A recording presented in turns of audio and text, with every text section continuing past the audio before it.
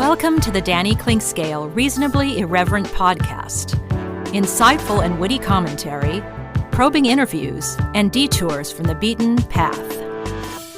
Welcome to Arts and Lifestyle Wednesday, presented by Cinematic Visions, and we've got a special treat for you today. We're going to talk to John Michaels. He is the head, among other things, of the group Thunder Road, a Bruce Springsteen tribute band. There are very few of those Bruce Springsteen tribute bands around the Midwest and America, and he will be playing with his 7-piece band on Friday, July 19th at the Voodoo Lounge at Harrah's. It's a fantastic show. You'll hear all about it and this project here coming up. And basically, it is a very authentic and based on live performances show of Thunder Road and the music of Bruce Springsteen. We'll find out the background of John, his musical journey, this particular project, and what looks like kind of a cool future with this particular Bruce Springsteen project. So all that is kind of a fun and a little bit different Arts and Lifestyle Wednesday. We have a regular rotation here. We're breaking it a bit. My wife's been out of town and has been had a little illness as well. So reconcilable differences will come back on another time. But it's our pleasure, because it certainly fits into the profile of Arts and Lifestyle, to talk with John Michaels. He'll talk Thunder Road, the Voodoo Lounge, and this particular Bruce Springsteen project coming up next on Arts and Lifestyle Wednesday, presented by Cinematic Visions. More of Danny's Reasonably Irreverent podcast after this. Cinematic Visions has been an affordable solution for professional media production in Kansas City since 2003, offering award-winning video production and creation, as well as a wide array of digital and social media management services. From planning, scripting, filming, editing, and post-production, to delivering your product to a watching world, Cinematic Visions will provide professional and affordable services for you and your business with the necessary return on investment to make it all worthwhile. Cinematic Visions' goal is to unlock the power of storytelling through video and a strong online presence for your company. Beyond the numbers, they want to inspire and evoke your clients to feel and act.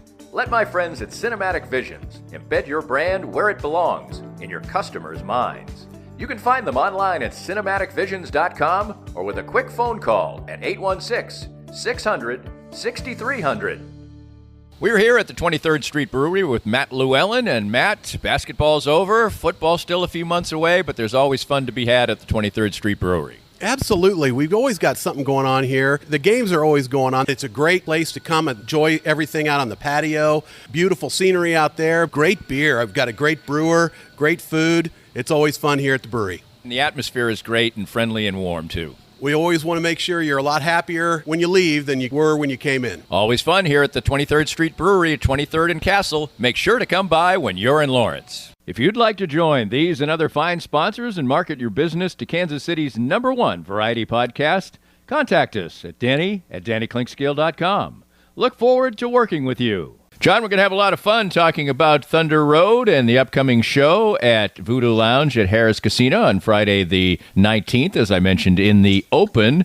But let's find out a little bit more about you and tell me about growing up John Michaels. Hey, Danny. Well, I'll tell you, I grew up in Kansas City. Grew up in Kansas City, Kansas specifically. Born and raised over there. My parents were as well. And started playing guitar around the age of 10 when I realized I wasn't any good at sports. And,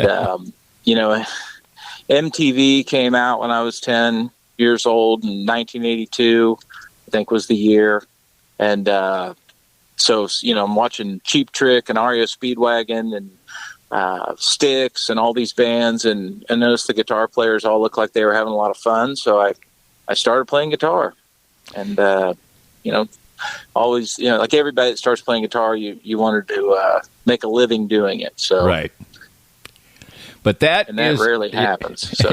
Right. That's always a challenge. And there are many, many musicians who love playing music and do it as an avocation, not a vocation. Well, we're getting into the fact that you're kind of doing it a little bit as both right now. But when did you sort of come to the point where you thought, well, I'm going to make a living one way and I'm going to be a musician other times?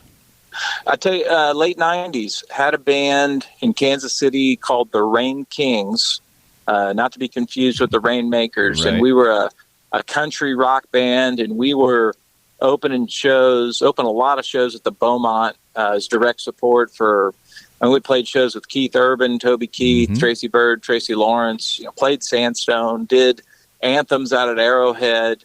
And ultimately we ended up with a song with no record deal, but we got a song that got its way up to number 62 on the country charts. And we were in Nashville and writing with big time writers and producers. And we kind of got close, as a lot of people do. And then ultimately it just didn't happen. And that was about, I was working a day job and off and on, but that was like around 2000, 2001. And, married, a couple children, had a great home life, and decided that, if I was going to raise kids and have a family, that I needed to stick to my full-time job and do music for fun. So was it completely pursuing the dream at that point, or had you gone to school to create an actual professional life? To talk about the balance of that through your 20s. No, I grew up, I went to college for 6 months at Johnson County, and the only two courses that I finished were sociology and bowling. And so my wife tells people that I majored in socializing at bowling alleys. And so I wasn't good at it. So my father was a long time in the car business, and he was a partner. And I got into the car business and sales and kind of worked my way through that. And then, in the late 90s, I took about a year and a half off of work and just full time head down, back and forth to Nashville. And it, didn't go. So I came back, knew the car business, got back in, and, got out of that a few years ago, had run stores and done a lot of things, and, been real active. And now I've got a whole separate career at age 52. And, but I got back into music. I was always kind of playing in cover bands and dinking around, but really had a passion for Bruce, and, started this project. So tell me about, meeting your wife and, raising a family and doing it while pursuing another dream. And obviously you had to have a lot of support for that. We did. My wife, Marla, we just celebrated 30 years, and she's awesome. She's worked at Children's Mercy for a long time, and she's in research now there. She was a nurse manager for years in their clinics, and moved over to research a few years ago. Kids, it's a journey. They're 29. They were little back then. They're 29 and 26 now.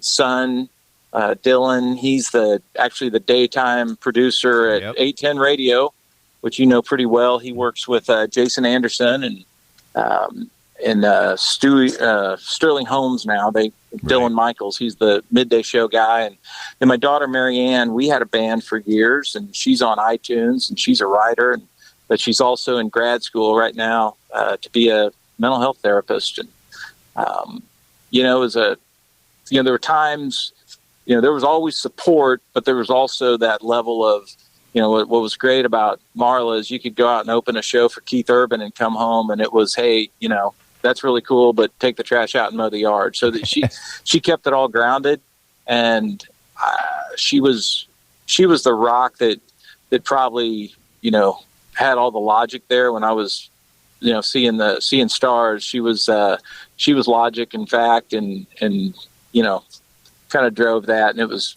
thank God she did. So I know Dylan, and I don't know him well, but I cross paths at the radio station and remotes and things like that. And he's named after Bob Dylan, and so I asked him if he actually knew much about Bob Dylan. He really didn't. And I was like, Bob Dylan isn't even his real name. And he goes, no, really? I'm going to have to ask my dad about that. So we had a back and forth about that. But obviously he's, that's a connection music wise. So that's kind of fun. Yeah. And it's, the original thing was Bruce, because I'm such a Bruce fan. Right. And my wife's like, I don't like the name Bruce for him. I said, well, Bruce basically ripped off Bob Dylan. What about Dylan? And that's where we went. That's how he got his name. Because I've never been a huge Bob Dylan guy either. And so it's always funny because, people used to say, hey, does Dylan play an instrument? And be like, well, he plays the iPod. That's what he played growing up. More of Danny's Reasonably Irreverent podcast after this. Did you experience hail damage last year and never got the work done? Most insurance companies only give you a year to get the roof fixed. And if you don't get it done, you could possibly not be compensated in full for the replacement of your roof.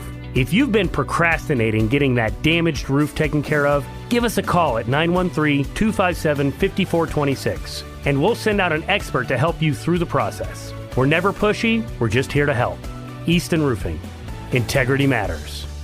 Always great to catch up with Dr. Brad Whittle of Advanced Sports and Family Chiropractic and Acupuncture. Everybody wants to make every year a great one, mentally and physically, and certainly ASFCA can help in that regard. Chiropractic, acupuncture, physiotherapies. We're going to address the body and the mind to keep you in great shape. With winter moving into spring, we don't want to have the opportunity to get hurt or to be slow and not do what we used to do, right? Absolutely right, and you can do that in a variety of ways. We can. We love looking at the body and how it moves, looking at the posture and how it holds us to be strong, to be safe, and really to help us do those things we love to do. The wide variety and range of services you can get helps in that regard at Advanced Sports and Family Chiropractic and Acupuncture. 7 locations all around the Kansas City area. Find the one that's most convenient for you. And for more information, visit asfca.com/Danny. That's asfca.com/Danny. If you'd like to join these and other fine sponsors and market your business on Kansas City's #1 rated podcast, contact us at Danny@DannyKlinkscale.com. Look forward to working with you. Our guest is John Michaels. He is the boss, as it were, of Thunder Road, and they'll be at the Voodoo Lounge at Harrah's on Friday, July 19th. We'll talk about that and some other things that are part of that particular project. But let's talk about, you said you're a big Bruce fan, and obviously had played and did other stuff and played in cover bands and been a musician. What was the process of developing this particular project recently? Well, grew up listening, probably in high school, had a buddy that his older siblings were huge fans. So, just it trickled down to us and, it was always on. And when the tribute thing started to come about a few years back, 3 or 4 years ago, I noticed there just wasn't anybody doing Bruce. And after doing it, I understand why, putting together a 7-piece band and this catalog of songs that are very listenable and they're all hits. However, these arrangements are no joke. I mean, there's a lot of detail and there's a lot of things going on that are important. And so I'd say it took me a good solid 2 years just to put the band together, to find the right people that had a passion for the catalog and for the details, to find a sax player that could pull it off, those, visually and sonically. And so I think we spent more time putting it together than we've actually been together. And, Danny, there's such a great catalog that spans decades. And we did it a little different. We don't listen to the recorded versions. We listen to live versions, and we select a live version of a song and we learn that arrangement. And we thought that was important because Bruce is such a live act. His records are great, but the people that follow him and go from town to town, they go because of the energy of the live show. And, the casual listener is going to show up and go, oh, that's cool. You played Dancer in the Dark. And then there are people that know Bruce that come up and say, wow, you're playing the arrangement from the 2009 Hyde Park show. And it's, so we take a lot of pride in that. And it just took, we were rehearsing for 6 months before we took it out live. That's pretty amazing. Now, people who are, less in tune to this, who are listening, might want to know the, sort of background of being a tribute band. Obviously, you can play covers of music and it's, loud and people don't get mad or whatever. But when you're going to be a full-blown tribute band, are there any processes you have to go through? For instance, I know a friend of mine who recently started writing Charlie Chan